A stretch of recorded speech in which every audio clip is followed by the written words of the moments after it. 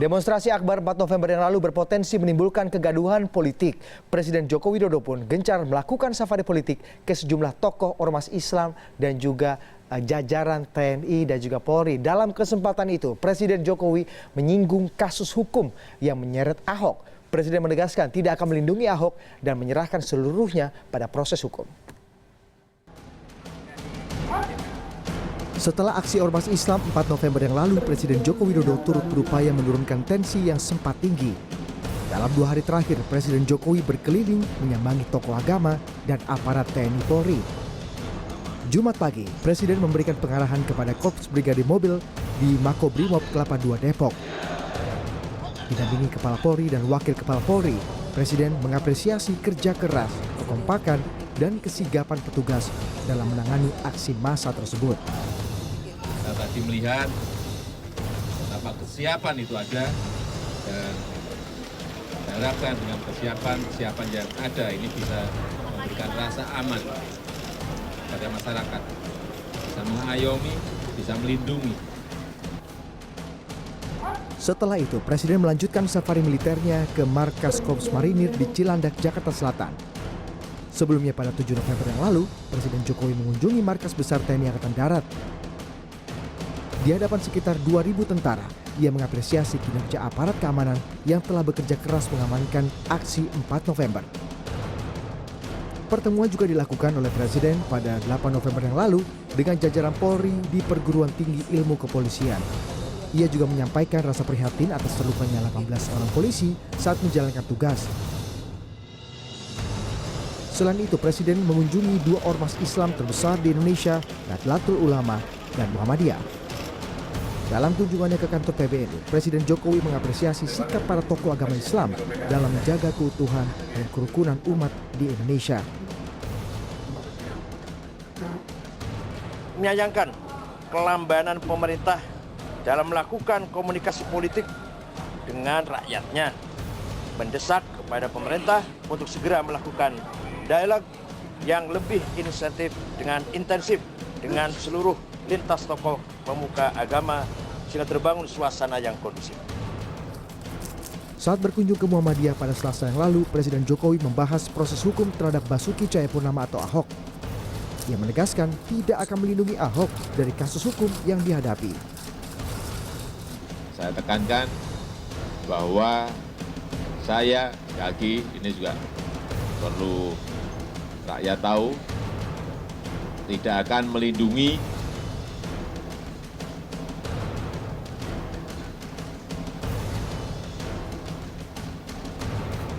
Saudara Basuki Cahayapurnama karena sudah masuk pada proses hukum. PP Muhammadiyah meminta proses hukum berjalan transparan dan pengawalan kasus Ahok dilakukan secara damai.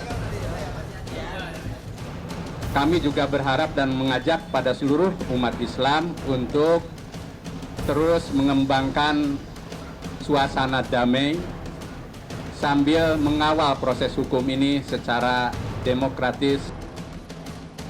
Sebelumnya Presiden juga telah mengunjungi Prabowo Subianto di Hambalang. Agus Firmansyah, CNN Indonesia. Presiden Joko Widodo kembali memainkan strategi politiknya. Entah apa yang disasar dan apa urgensinya sih sebenarnya Presiden tidak berhenti melakukan safari politik ke banyak kalangan. Selain kelompok organisasi Islam dan juga alim ulama, Presiden juga berkeliling ke beberapa kesatuan militer serta kepolisian yang memiliki pasukan dan juga besar.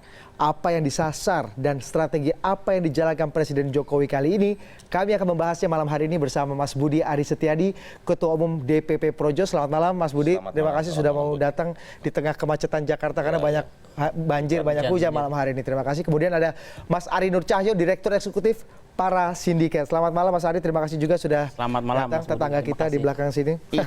Saya akan tanya ke Mas Budi, ini banyak kemudian orang berpikir-pikir, sebenarnya ini yang dilakukan Presiden sebelum dan sesudah 4 November demonstrasi besar-besaran ini. Saya pikir atau mungkin orang-orang berpikir Presiden melakukan rally politik atau safari politik sebelum 4 November untuk menggembosi lah, untuk mengantisipasi 4 November. Tapi setelah 4 November pun Presiden tetap melakukan hal ini. Bahkan tidak hanya ke organisasi Islam tapi juga ke kesatuan-kesatuan militer dan Polri.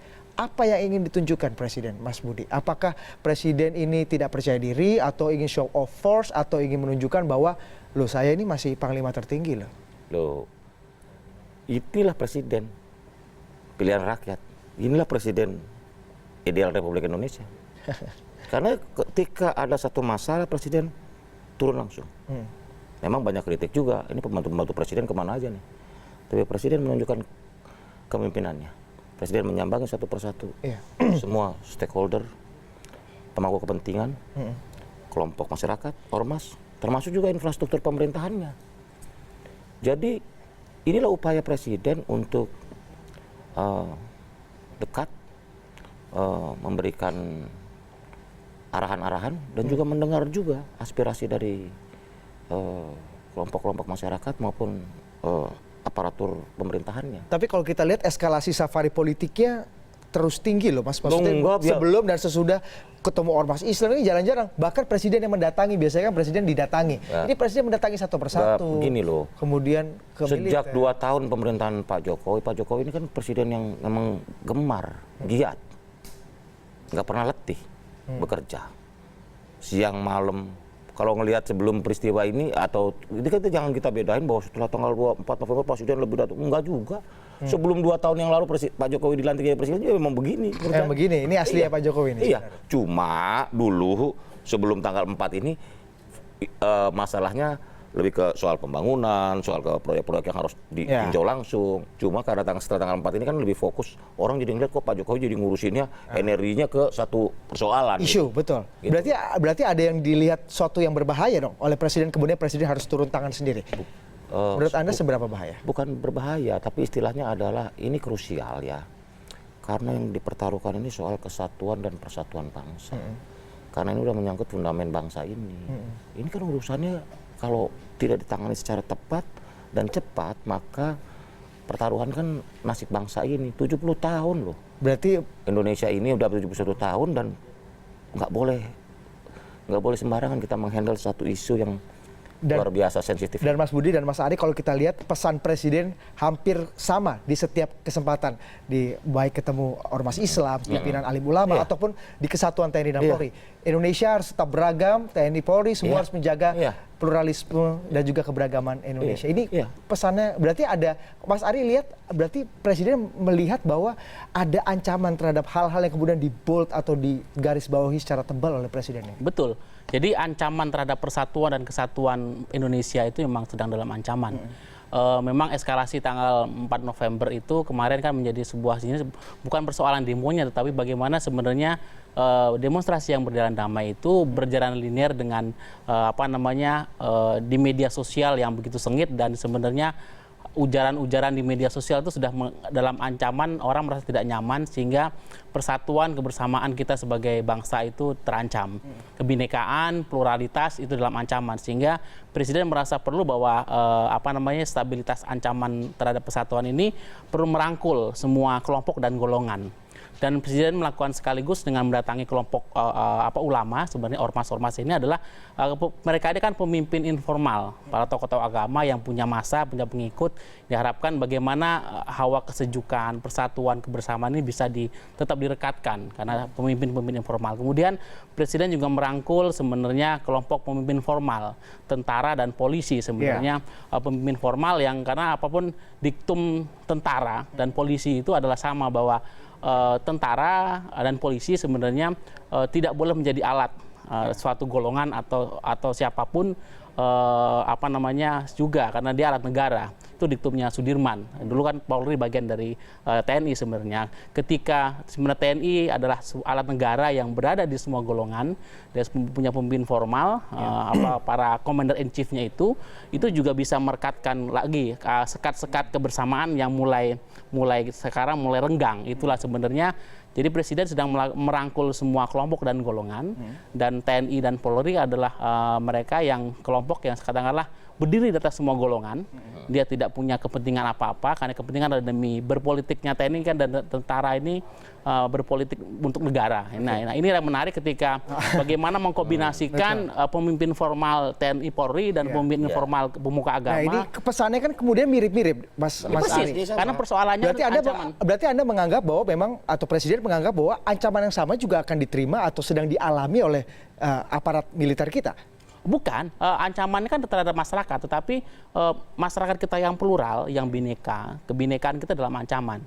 TNI Polri adalah alat negara yang berdiri di atas semua golongan.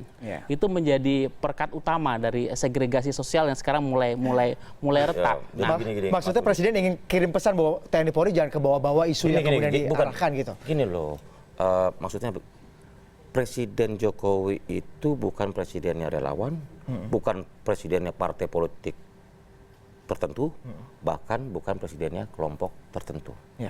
Ketika sudah menyangkut persoalan kesatuan dan persatuan nasional, maka concern presiden adalah alat negara atau aparatus negara yang memang doktrinnya adalah sebagai bayangkara negara. Ini jangan sampai, karena semua konflik sosial ini bisa terjadi manakala ada keperpihakan di aparat yang secara legal, dan secara konstitusional dipersenjatai. Dalam hal ini polisi dan TNI. Tapi menurut Anda seberapa penting sih, Mas Budi, kemudian Presiden mengajak sebagian ormas, ini kan kita bicara tidak semua ormas, tapi sebagian ormas yang dianggap selama ini ormas yang menjunjung moderasi lah. Ormas moderat kemudian berusukan ke markas-markas TNI dan Polri. Ini sebenarnya pesan apa yang ingin ditangkap? Kenapa harus memilih kesatuan-kesatuan tertentu atau mungkin ormas-ormas tertentu gitu? Enggak tertentu, tapi memang semuanya akan coba dikerjakan dengan baik oleh Presiden, semuanya, bukan cuma kelompok tertentu.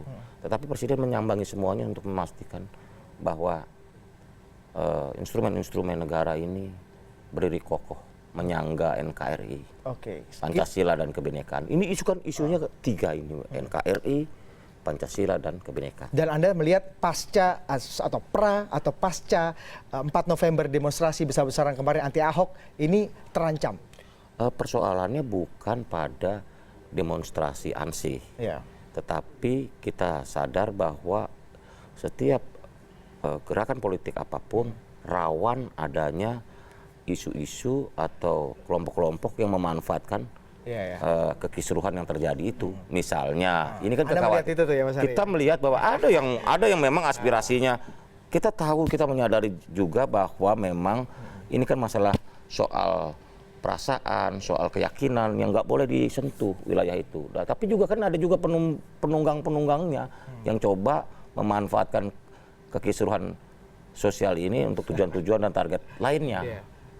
Dan Presiden merasa itu kita dan semua tahu baca betul semua siapa orang-orangnya, pelakunya, siapa motifnya, dari mulai motifnya, dari mulai aktornya, daya dukungnya dan lain-lain, termasuk modus operandi. Kita udah hafal semua ini, peta udah terbuka. Kalau tadi Mas Ari kita bicara mengenai apa pesan Presiden, apa niat Presiden, apa visi Presiden dalam melakukan belusukan politiknya kali ini. Tapi kalau secara gestur sebenarnya, apa gestur yang ingin ditujukan? Pesan komunikasi politik apa yang ingin ditujukan kepada lawan politik, kepada teman, kepada masyarakat, kepada aparat militer dan Polri akan gestur politik atau belusukan politik Presiden Jokowi? Tapi lebih asik dijawabnya usai jeda berikut. Kami akan segera kembali usai jeda berikut ini.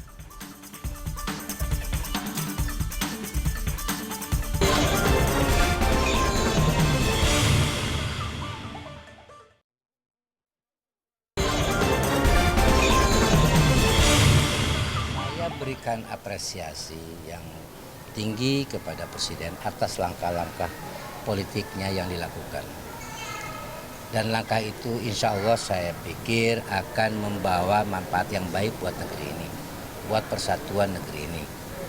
Nah, tetapi sekali lagi apa yang dilakukan itu akan menjadi sia-sia kalau rasa keadilan masyarakat atas pengadilan Pak Ahok ini tidak berjalan dengan baik. Itu tadi perspektif dari Ketua DPR Ade Komarudin. Masalahnya bukan masalah Indonesia akan tercerai-berai atau mungkin ancaman persatuan kita diuji, tapi masalah lagi-lagi penegakan hukum yang harus adil. Nah, saat ini sudah bergabung bersama kami Bang Ahmad Doli Kurnia, salah satu politisi dari Partai Golkar yang hari ini mengungkapkan atau punya premis baru nih Bang tentang bagaimana mengomentari safari politik Jokowi. Kalau dari pernyataan Anda yang saya baca di beberapa media online, Bang Doli ini cukup keras mengatakan bahwa safari politik Presiden Jokowi kali ini untuk melindungi Ahok ya Bang. Emang betul Bang? Anda merasa seperti itu? Iya, sekarang kita juga justru terheran-heran dan menambah ingin tahu sebetulnya hubungan Pak Jokowi sama Pak Ahok ini sudah sedalam apa gitu. Sehingga gara-gara seorang Ahok ini Pak Jokowi kemudian mau turun melobi ke sana kemari, ketemu PBNU 2 kali, ketemu pemuda Muhammadiyah 2 kali, dan waktu terakhir ini ketemu dengan LDII juga, TNI, terus kemudian Polri. Nah, yang kemudian dari pertemuan-pertemuan itu kan ada salah satu misalnya kemarin ketemu Kopassus, dia bilang ini pasukan bisa saya gerakkan gitu. Ini kan seolah-olah kan kita mau perang sama siapa?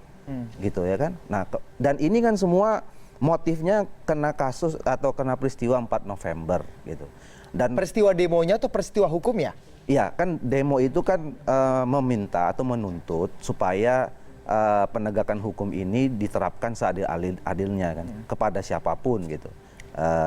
Mereka kan menuntut keadilan gitu ya. Nah, ini kan udah jelas-jelas satu orang yang menjadi sumber masalahnya gitu ya.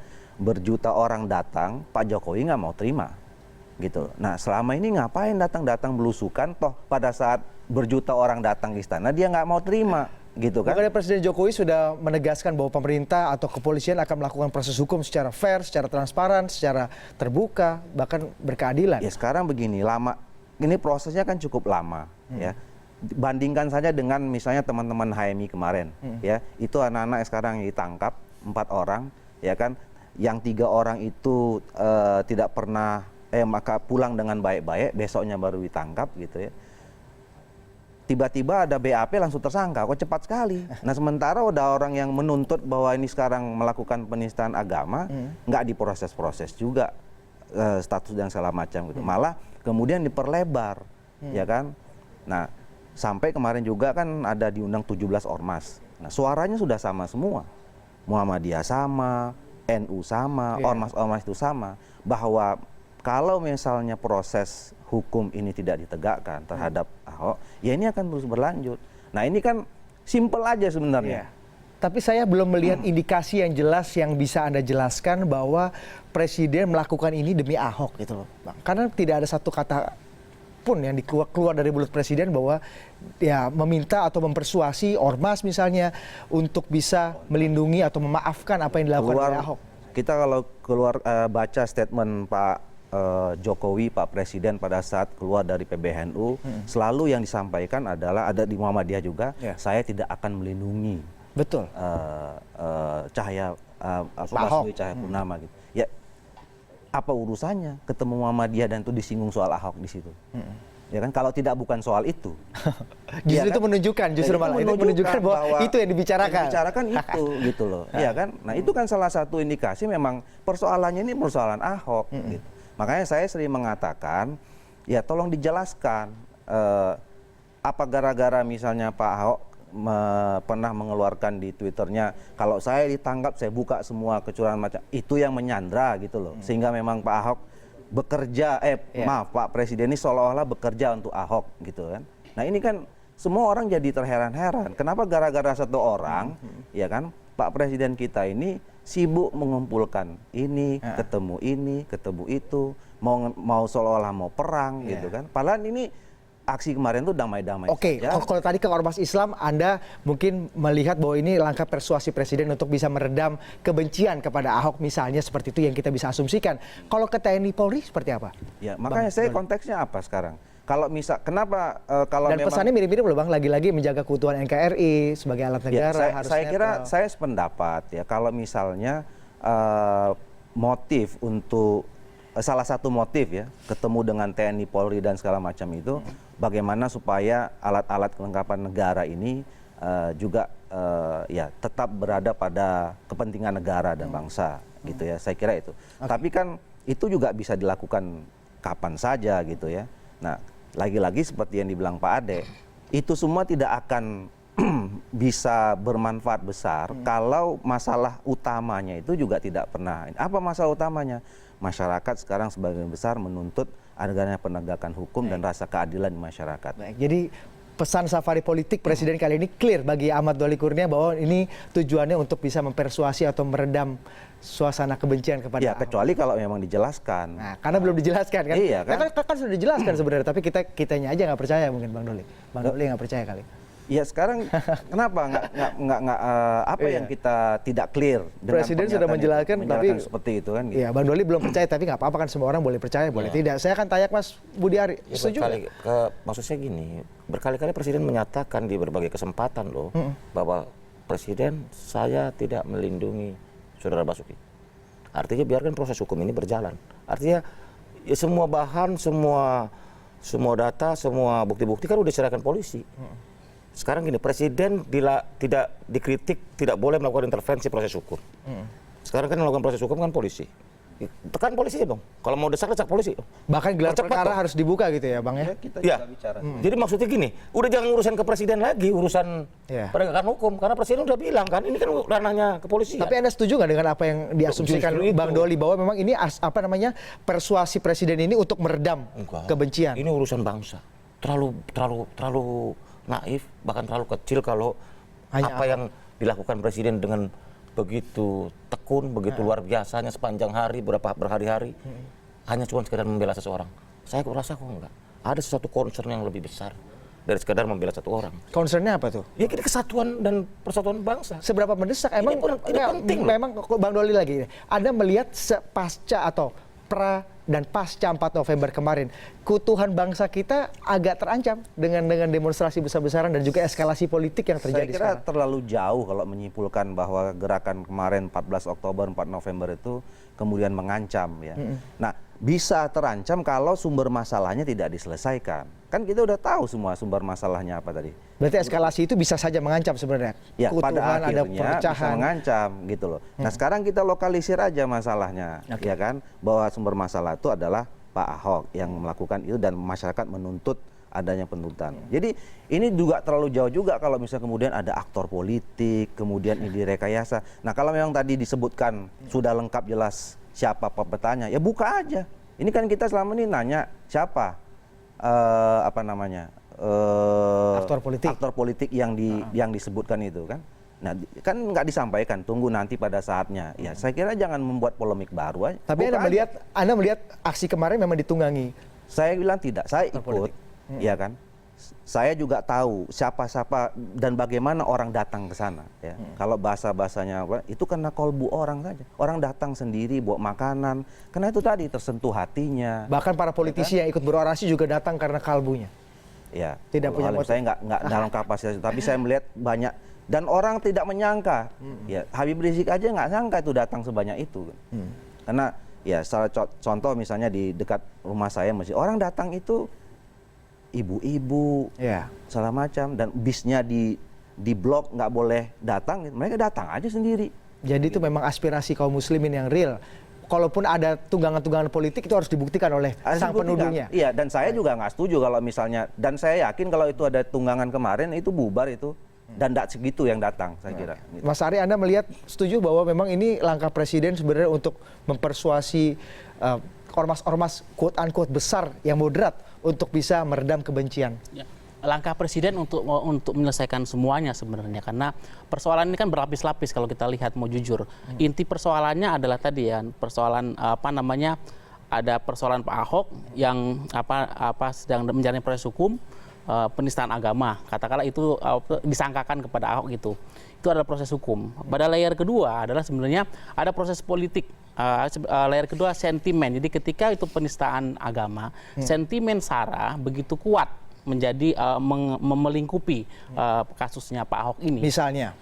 jelas persoalan-persoalan SARA kalau kita lihat ujaran-ujaran di media sosial, memang dalam kehidupan sehari-hari ketemu orang kita nggak masalah, tapi kalau kita masuk ke dalam media sosial, bagaimana dari ini media sosial itu ujaran-ujaran kebencian, ujaran-ujaran itu bagaimana itu menjadi nyata ya, kelihatan sekali bagaimana itu terjadi. Itu kan kondisi media sosial. Dalam kondisi real sebenarnya eskalasi SARA-nya juga Anda lihat cukup meningkat. Paling ya, tidak itu kan mirroring dari kondisi keresahan masyarakat ada terjadi seperti itu. Itu kan layar kedua bagaimana sentimen SARA membungkus persoalan katakanlah hukum dari Pak Ahok. Pada layar ketiga sebenarnya kan persoalannya adalah menjadi bola liar politik. Yang tadi muncul ada yang bicara ada aktor politik, ada apa. Sehingga pada 3 layar ini itu bagaimana presiden bisa menyelesaikan semua. Bagaimana satu, proses hukum bisa berjalan dengan memenuhi rasa keadilan masyarakat. Bagaimana sentimen SARA yang membungkus persoalan ini juga bisa diselesaikan. Makanya presiden mencoba merangkul semua golongan. Kemudian isu politiknya yang kemudian lebih besar dari ini. Kemudian juga presiden merangkul kelompok-kelompok formal dari katakanlah TNI dan Polri. Karena presiden sebagai kepala negara saya pikir mencoba merangkul semua bahwa kita tetap sebagai bangsa, persoalan politik mari kita selesaikan, persoalan sentimen agama jangan menjadikan sebuah persoalan, karena negara ini didirikan bukan untuk satu suku, satu agama dan satu ras tertentu. Kita berdiri untuk Indonesia, tapi bagaimana inti masalahnya sebenarnya jadi pemicu adalah persoalan penegakan hukum untuk Pak Ahok itu bisa dijalankan dengan konsekuen. Jadi untuk kalau ada tuduhan atau mungkin asumsi mengatakan presiden melakukan persuasi untuk memberikan karpet merah untuk Ahok itu kayaknya tidak terlalu berlebihan. Saya pikir persoalan bangsa lebih besar daripada sekedar persoalan. Jadi persoalan memang dipicu oleh persoalan katakanlah tuduhan penistaan agama terhadap Pak Ahok, tapi persoalan yang melingkupinya itu begitu besar sehingga presiden merasa perlu melakukan tindakan katakanlah saya pikir cukup extraordinary bahwa dia merangkul semua kelompok, pemimpin informal, bahwa jangan sampai persoalan politik dan persoalan sentimen ini kemudian membesar keluar dari persoalan pokoknya yang adalah persoalan hukum.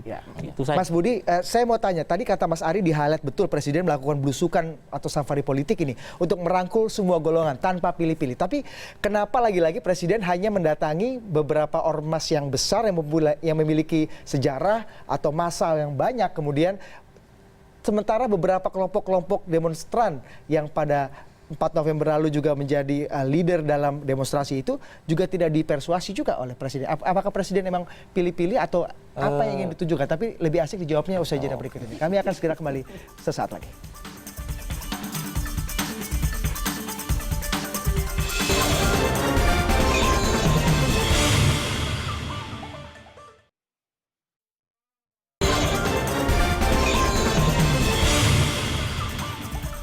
Untuk menebus dosa saya kepada Mas Budi Ari tadi yang memotong pembicaraan, silakan Mas dijawab. Apakah memang presiden selama ini atau kan kata Mas Ari tadi harus merangkul semua kelompok untuk kan bersatu padu untuk menjaga bangsa ini kan semua kelompok. Tapi kenapa hanya beberapa ormas-ormas saja? Nggak hanya beberapa, ini kan soal waktu. Muhammadiyah dan NU saja sama LDI misalnya. Gini loh, ya Presiden Jokowi itu bukan presidennya 1 atau 2 kelompok, ini kan presidennya negara kesatuan Republik Indonesia, presidennya rakyat Indonesia.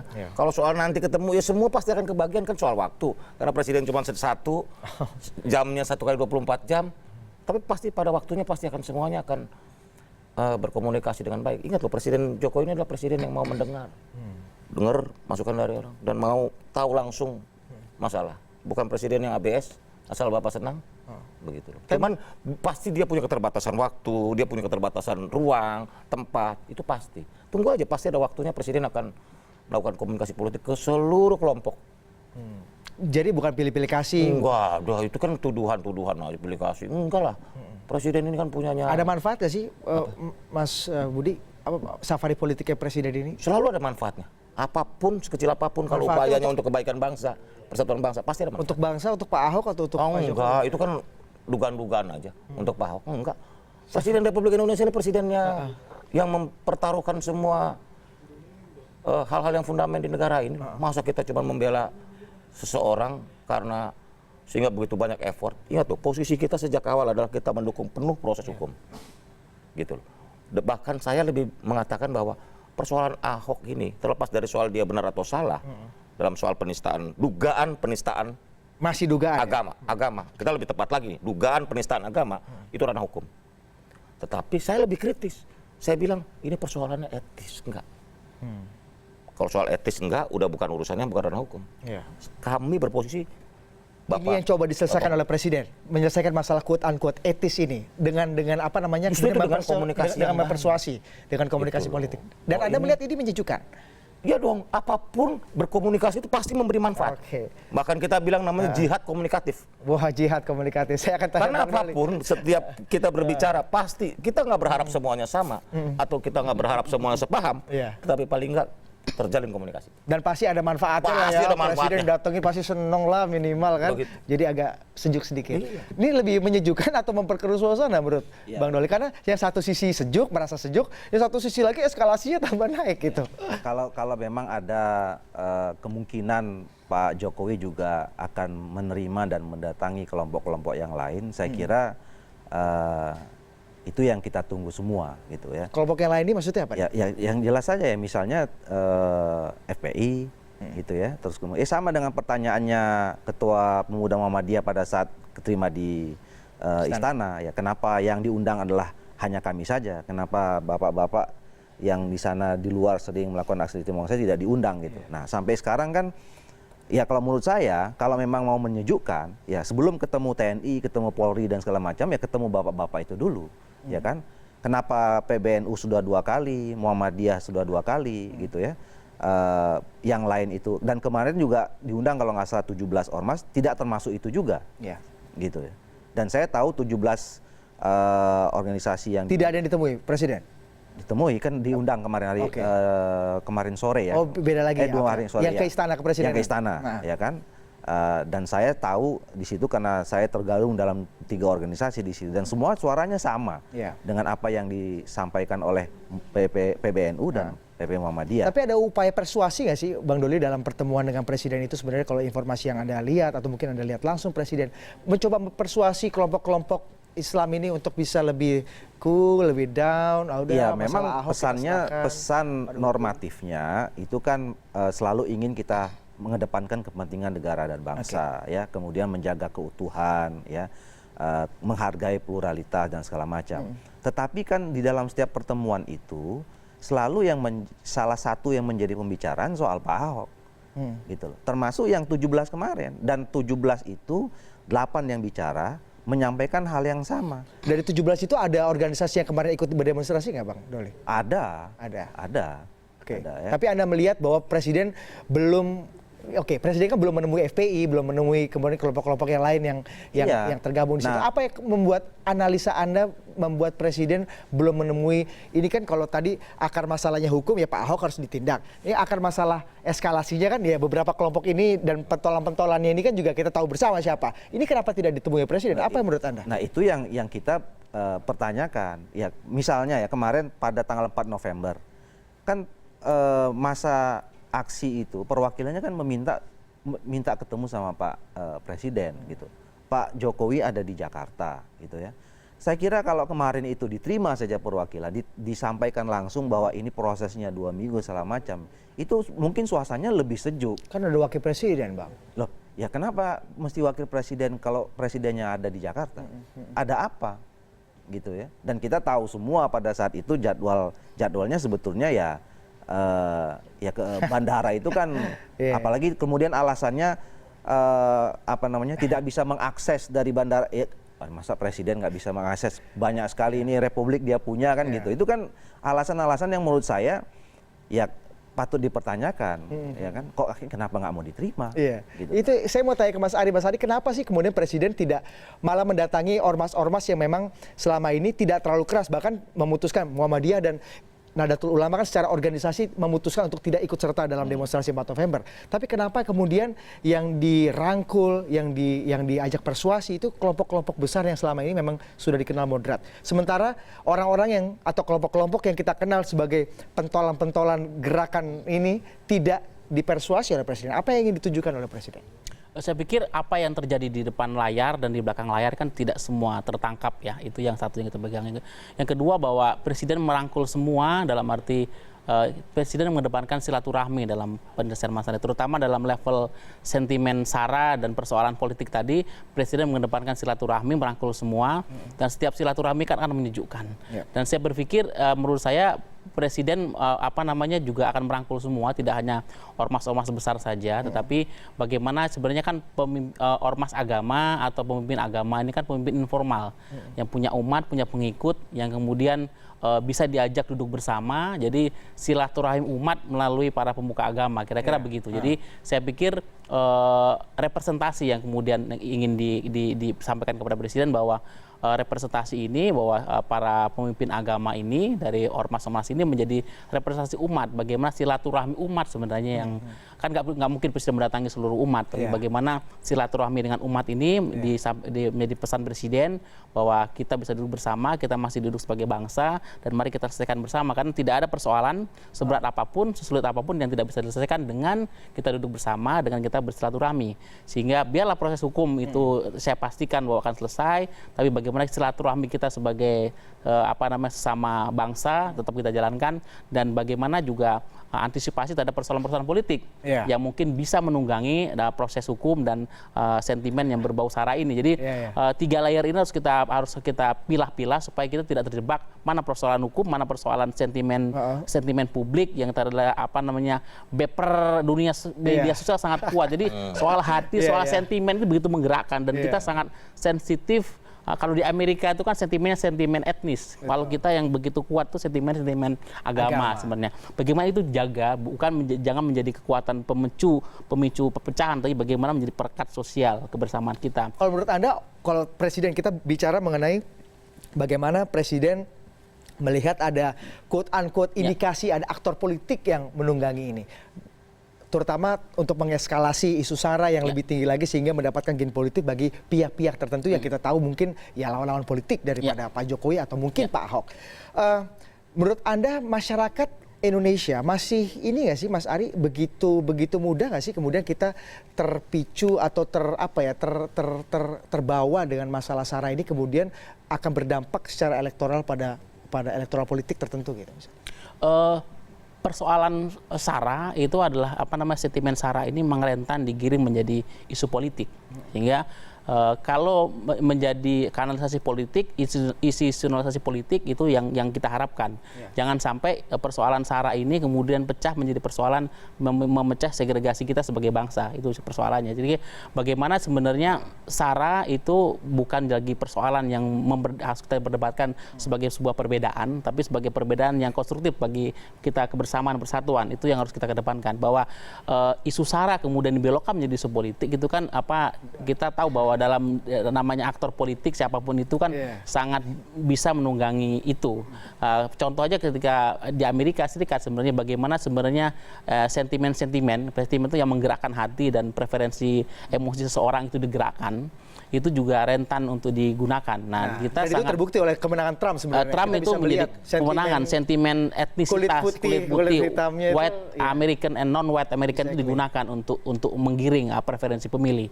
Nah, kita tidak ingin bahwa kalau persoalan etnisitas itu kan, tapi persoalan agama, persoalan truth ini jangan sampai menjadi komoditas politik yang bisa memecah belah kita, karena apapun negara ini didirikan dari awal bukan untuk satu golongan, bukan untuk satu agama, bukan untuk satu etnisitas, tapi untuk kita bersama. Nah, bagaimana bangunan ini, bahwa pluralitas ini yang kita jaga, itu persoalan besarnya, tapi ada persoalan yang kecil sebenarnya kemudian memicu persoalan hukum atas Pak Ahok. Mari kita selesaikan dan kita kawal bersama bahwa proses hukumnya akan menjamin keadilan untuk semua, keadilan untuk Pak Ahok dan keadilan buat masyarakat. Oke, jadi menurut Anda kuncinya adalah penegakan hukum kepada Pak Ahok, kemudian ini bisa mengatasi masalah ini. Tapi Anda memprediksi nggak kemudian jika memang proses hukum kepada Pak Ahok sudah dilakukan secara transparan, misalnya sudah digelar perkaranya terbuka, kalau nanti hasilnya tetap Pak Ahok tidak bersalah gitu, Anda ini akan menurunkan eskalasi konflik, eskalasi ini nggak? Nah, kemungkinan ini yang perlu diantisipasi sebenarnya oleh Presiden dengan pendekatan silaturahmi ini sebenarnya. Jadi bagaimana ketika sebuah kemungkinan hukuman tetap ada dua kemungkinan, Pak Ahok tersangka atau tidak, tapi bagaimana sebenarnya kalau dalam proses peradilan apapun itu adalah keadilan. Keadilan itu harus keadilan buat publik, keadilan buat masyarakat, dan keadilan buat Pak Ahok. Itu harus dijamin oleh sistem hukum kita, penegakan hukum. Mas Budi, lagi-lagi di Presiden kemudian banyak sampai saat ini masyarakat, para elit politik masih memperbincangkan salah satu quote atau kalimat Presiden yang mengatakan bahwa ini ada aktor politik di belakangnya sebenarnya. Siapa yang disasar oleh Presiden dengan kata-kata itu dan apa yang ingin ditunjukkan Presiden? Apakah Presiden tidak punya kekuatan untuk bisa langsung mengatasi aktor-aktor politik yang menunggangi sampai akhirnya Presiden harus pidato tengah malam dan meng-highlight itu sehingga masyarakat, publik, media, termasuk Bang Doli harus bereaksi? Beginilah, kita sudah nggak usah lagi pura-pura dalam perahu. Isu atau demonstrasi 4 November itu kan soal dugaan penistaan agama yang dilakukan oleh saudara Basuki Cahayapurnama atau Ahok. Tapi kok jadi berkembangnya ke hal-hal yang lain. Hal-hal lain kayak gimana tuh Bang? Ya setelah demonstrasi selesai, jam 6 kok jadi berkembang ke hal-hal yang lain. Ada kekerusuhan di beberapa titik, ada upaya-upaya lain, ada berusaha menggiring massa ke DPR. Apakah itu bukan sebuah gerakan politik? Nggak apa-apa, kita tahu. Gitu. Anda tahu persis tuh ya? Kita tahu semua di lapangan, kita detail kok, kita tahu kok. Ini ada sebagian masa digiring ke DPR. Kita di pelaku 98 semua, dudukan DPR. Jadi tahu. Anda melihat apa yang Anda baca dari demonstrasi 4 November tadi? Dari segi eskalasi kemudian desain organisasinya? Mohon maaf, saya bisa katakan ini desain belum solid. Prematur. Jadi langkah-langkah politik yang sangat prematur. Karena mereka juga tahu pendesainnya ini. Dari yang mulai motifnya sebagian besar adalah motif perasaan, keyakinan. Kami menghormati itu semua. Bahwa ada perasaan, keyakinan disinggung. Makanya dibawa ke jalur hukum. Dugaan penistaan agama. Oke. Tetapi juga ada yang tujuannya pilkada. Kita tahu bahwa sekarang adalah waktunya kampanye pilkada DKI Jakarta. Tapi ada juga sekelompok lagi yang ingin menunggangi dengan isu politik nasional. Misalnya? Ya turunkan Pak Jokowi. Sampai situ Anda melihat itu? Masa nggak bisa lihat teman-teman CNN, apa nggak ada kameramennya di sana? Saya kurang kalau nggak tahu ntar saya kasih tahu aja. Kalau itu nanti saya kasih tahu. Boleh Bang, abis ini kita ngopi di depan kasih tahu. Apa melatar belakang motif sampai jadi Projo menganggap atau Mas Budi Aristiadi paling tidak secara pribadi menganggap sasarannya tidak hanya proses hukum kepada Pak Ahok, tapi ada juga proses pilkada, siapa menang siapa kalah, dan juga memasukkan presiden. Iya dong. Apa ininya? Gini loh, ada upaya penggiringan massa dari istana ke gedung DPR itu apa sih motifnya? Nggak tahu Bang. Apa Bang? Karena ada dua jalan kan, menurunkan presiden dengan massa atau dengan cara konstitusional. Untung DPR lagi reses. Jadi maksud saya gini, saya himbau kepada semua elit politik di Republik ini, sudahlah, demokrasi ini adalah barang mewah kita. Bahwa upaya-upaya langkah-langkah ekstra konstitusional, ekstra demokratis itu sudah terjadi di tahun 98. Baik. Kita sudah mau membangun demokrasi ini, perjuangannya begitu panjang, membangun demokrasi kita. Jadi menurut Anda dengan kemudian ancaman-ancaman politik seperti ini wajar sekali Presiden melakukan safari seperti ini bahwa iya dong, kita harus berbahaya sekali gitu ya. Pak Jokowi ini menjadi Presiden Republik Indonesia melalui suatu proses yang demokratis. Jadi kita harus menghormati proses demokratis dan apa hasil yang dicapai dari proses demokratis itu. Kalau soal nggak setuju, ntar kan ada waktunya lagi lah. Pilpres lagi 2019, ngapain? Bang Doli, Anda melihat ini nggak sih kemudian ancamannya sebegitu besar sehingga Presiden bereaksi juga begitu besar ini. Reaksi Presiden ini kan terlihat buat publik awam ini terlihat sangat kentara bahwa Presiden bereaksi atas apa yang terjadi gitu kan. Ya saya melihat sebetulnya gerakan 14 November, 4 November itu jauh dari persoalan soal isu nasional, apalagi pergantian kepemimpinan gitu ya. Itu jauh tuh lah ya. Kalau memang soal dikaitkan ada isu pilkadanya, iya, karena kan Pak Ahok kan calon resmi gubernur gitu ya.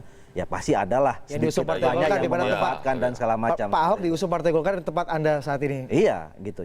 Jadi itu saya kira kita nggak bisa menafikan pasti ada efeknya ke pilkada gitu loh. Nah, tetapi kan kemudian kenapa saya katakan jauh?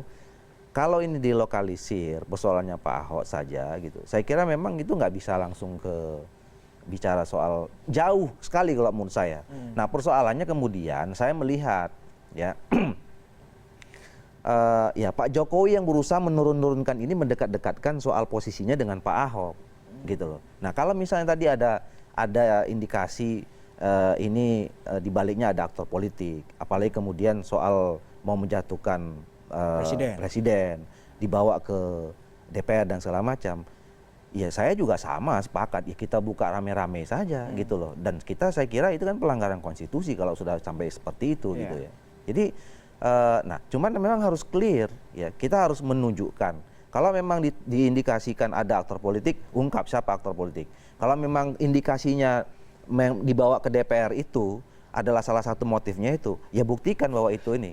Karena kalau menurut saya kemarin itu kalau misalnya Pak Jokowi menerima ya apa namanya utusan dari perwakilan dari yang aksi itu, saya kira itu nggak kemana-mana, itu jam 6 bubar itu gitu, nggak akan ada yang ke DPR, nggak ada yang kemana-mana gitu. Jadi kan mereka itu ketika di sana tidak tersalurkan aspirasinya gitu ya, ya kemudian ya bisa kemana-mana. Apalagi memang sehari sebelumnya, 2 hari sebelumnya kan pimpinan MPR, DPR bilang kalau mau nginap silakan di sini saja gitu misalnya ya. Jadi saya kira ini harus diklarifikasi betul gitu. Kita pun juga nggak mau bahwa saya melihat bahwa kemarin gerakan 4 November itu murni gerakan moral karena memang merasa keyakinannya tersinggung gitu ya, diusik gitu loh. Nah kita juga nggak mau ya itu menjadi dimanfaat oleh kekuatan-kekuatan politik tertentu yang bisa justru itu yang mengancam keutuhan nasional kita gitu. Nah kalau memang itu ada indikasi, ya Pak Jokowi kan sudah menyampaikan itu, bukalah itu secepat-cepatnya. Siapa itu? Nah selama ini Presiden tidak mau membuka, malah safari politik ini justru membuat makanya itu kan semua kemudian orang saling menunjuk hidung gitu masing-masing gitu kan. Jadinya orang saling curiga, nggak menyelesaikan masalah juga gitu. Nah ini yang kemudian kalau ini berkembang terus, ya apa yang diharapkan oleh Pak Presiden bahwa ini untuk meredam suasana, itu nggak akan terjadi. Gitu. Anda melihat itu meskipun Presiden belusukan keliling bertemu dengan siapapun, jika dua masalah itu, proses hukum kepada Ahok dan juga Presiden membuka siapa sih aktor politiknya ini tidak akan selesai karena semua orang masih akan menunjuk hidung orang yang lain. Itu dari Anda Bang Doli ya. Mas Ari, yang ingin saya tanya, kenapa Presiden ini menarik juga? Kenapa Presiden, kalau kata Mas Doli tadi, Presiden kalau mau menemui para utusan pendemo ini eskalasi akan sangat turun dan orang akan pulang di saat jam 6. Apa yang ingin ditunjukkan Presiden dengan Presiden tidak mau menemui mereka? Apakah Presiden tidak mau quote-unquote ditekan-tekan atau seperti apa? Harus kita akui bahwa dari semua ormas-ormas yang sudah menyatakan pendapat terkait dengan sikap Presiden bahwa semua dalam kesamaan sikap bahwa kita menyayangkan keterlambatan komunikasi Presiden. Nah, itu yang kita highlight dan sebenarnya itu diakui dan sebenarnya Presiden sendiri mengafirmasi itu bahwa ada keterlambatan melakukan komunikasi politik dengan semua unsur bangsa, semua unsur rakyat. Sehingga kemudian Presiden menyusul belakangan dengan melakukan safari kepada kelompok-kelompok itu. Jadi sebenarnya apapun yang terjadi ketika demonstrasi terjadi dengan massa begitu banyak, ada lingkar-lingkar Presiden yang memberikan informasi segala macam, apapun keselamatan Presiden lah segala macam, dan bagaimana komunikasi antara pendemonstrasi dan Presiden ini kan dalam sekat-sekat dan dalam filter-filter. Ini kan sebenarnya bagian dari sebenarnya keterlambatan menjalin komunikasi antara Presiden dengan rakyat sebenarnya terkait demonstrasi ya sebenarnya gerakan moral 4 November ini. Tapi ketika itu sudah terjadi eskalasi, Presiden menyadari keterlambatan dalam hal menjalin komunikasi dan dia menyusul dengan aksi silaturahmi dan safari politik ini. Saya pikir itu sebuah afirmasi dari Presiden bahwa dan itu juga disebutkan oleh Pak Roma, saya melakukan adalah keterlambatan. Ini sikap legowo Presiden bahwa saya terlambat dalam melakukan komunikasi, mengantisipasi bahwa ini bagaimana gerakan moral 4 November ini tidak ditarik menjadi sentimen sara, tidak ditarik menjadi bola liar politik, tapi ketika itu sudah terjadi keterlambatan ini saya bayar dengan safari. Bahasa Betawinya nyaur utang lah ya. Nyaur utang, dan saya pikir itu langkah Presiden yang baik. Dan Anda melihat 25 November ini kan kemudian ada ancaman lagi, dia akan demonstrasi besar-besaran lagi 25 November. Anda melihat safari ini akan bisa meredam itu dengan baik atau justru kata Bang Doli tadi selama 2 masalah itu Pak Ahok belum diproses dan Presiden juga tidak mengungkapkan siapa aktornya, itu tidak akan Saya pikir 25 November ini kan kita harap sebagai sebuah gerakan moral juga untuk menjamin bahwa proses tadi inti persoalannya pada proses hukum. Bagaimana proses hukum ini bisa menjamin keadilan bagi masyarakat. Jadi kita lihat bagaimana langkah presiden itu menjamin bahwa jangan sampai demo 25 November ini ditarik lebih luas menjadi sentimen sara, ditarik lebih luas menjadi bola liar politik. Itu antisipasi juga untuk ke depan. Antisipasi, karena tidak hanya nyaur utang berarti ya. Tidak hanya nyaur utang, tapi bagaimana sebenarnya kepentingan negara yang lebih besar itu diselamatkan oleh presiden melakukan langkah-langkah power untuk negara. Mas Budi Aris Setiadi, terakhir dari Anda, apakah presiden memang tidak berani mengungkapkan aktor politik ini? Atau memang presiden tidak mau, atau presiden akan melakukan tindakan saja? Talk less, do more, bahasa iklan. Satu-satu lah. Walaupun ini berusaha ditata, karena rekomendasi kita sih jelas. Yang pertama, selesaikan akar masalah. Akar masalahnya harus selesaikan. Yang kedua, rekonsiliasi. Karena rekonsiliasi ini juga penting. Kita percuma ngomong persatuan nasional kan pada rekonsiliasi. Kan udahlah. Kalau rekonsiliasi kan begini, ya udah gue tahu lu yang main kemarin. Ayo, gimana? Oh gitu. Kita ngomong. Dan itu biasa dilakukan presiden tuh? Republik ini adalah republik kebersamaan. Kalau enggak kita udah perang saudara berpuluh-puluh kali dong ganti presiden berapa kali. Republik kompromi warung kopi berarti ya, makanya bisa kita kompromikan. Semuanya kan begini, gue punya ini nih untuk Anda nih. Ini kasus begitu banyak nih, bagaimana nih? Oh sama ini gini ya, kita ngomong. Ya kita berharap. Makanya saya sudah bilang dua, cabut akar masalah, kedua rekonsiliasi. Bukan yang menunjukkan dengan datang ke aparat militer itu. Udahlah semua elit. Lawan, hati-hati loh, gue punya aparat gitu. Semua elit ini kita udah tahu kartunya lah. Bang Doli tahu nggak kartu? Kalau tahu lebih tahu lagi mungkin. Baik, terima kasih Bapak. Jadi kalau yang bahaya adalah kalau sampai rakyat tahu. Waduh, jangan sampai. Biar Bang Doli benar-benar terjadi revolusi loh. Biar Bang Doli, biar kartunya Bang Doli saya aja yang tahu. Terima kasih. Terima kasih Bang Doli atas perbincangannya. Terima kasih Mas Hadi. Terima kasih Mas Budi atas perbincangan yang hangat malam hari ini.